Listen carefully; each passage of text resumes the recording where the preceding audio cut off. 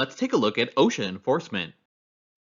Unlike most other employment laws, OSHA is enforced reactively and proactively. OSHA not only responds to employee complaints of violations, but it also goes to workplaces on its own initiative and conducts investigations to determine whether employers are complying with the law. At the same time, enforcement is not effective without active involvement of employees bringing hazards to OSHA's attention, participating in the inspection process, and occasionally taking enforcement into their own hands.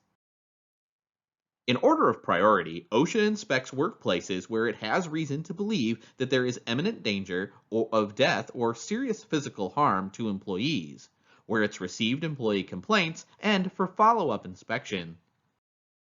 Most OSHA inspections are unannounced. When OSHA inspectors, known as compliance officers, arrive at workplaces, they first locate and present their credentials to the owners or other people in charge. OSHA empowers inspectors to enter workplaces without delay and at reasonable times to examine records, inspect conditions, and question individuals. However, the Supreme Court has determined that the Fourth Amendment rights of employers to be free from unreasonable search and seizure permit them to refuse entry to OSHA inspectors without a search warrant. The right of refusal does not apply if a clear emergency exists, the hazard in question is in plain view, or an authorized party consents to entry even though a co-owner might disagree. Refusing entry is at best a delay tactic. OSHA can generally obtain a warrant from a court by establishing probable cause of a violation or by showing that selection for a programmed inspection was based on reasonable administrative criteria.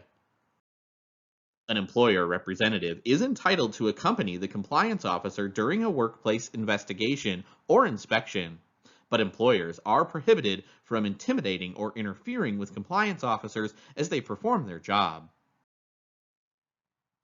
While touring workplaces, compliance officers might write down observations, take photographs, take instrument readings, and ask questions of employees. Apparent violations are pointed out. Although some violations can be corrected on the spot, this does not necessarily preclude issuance of citations for those violations. At a closing conference, the compliance officer goes over the observed violations and the OSHA appeals process. Citations or fines are not levied by inspectors. Instead, the directors of OSHA area offices issue citations and penalties after reviewing inspection reports. Citations for safety violations indicate the nature of the violation, the OSHA standard violated, the monetary penalties associated with the violation, and the amount of time that the employer has to correct the problem. Fines vary according to how severe the violations are and whether they're deemed willful or intentional.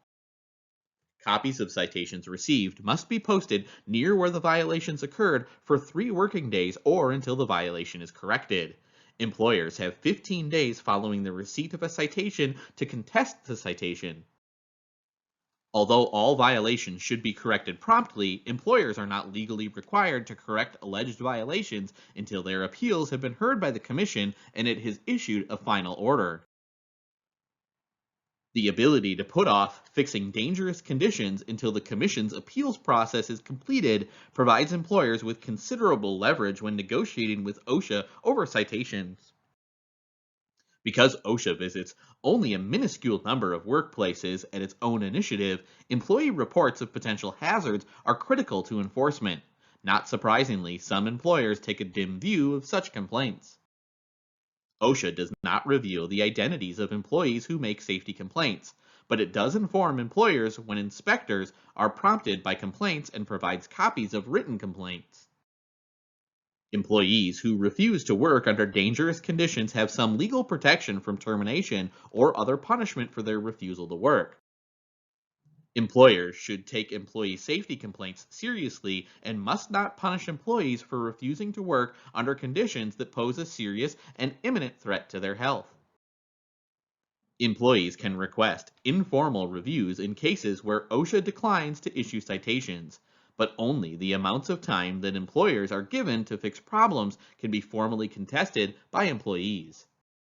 Employees are responsible under OSHA for following health and safety rules, although employees who fail to do so are not subject to any type of enforcement action. The reason is that employers already have available the means of obtaining employee compliance through discipline, training, and supervision.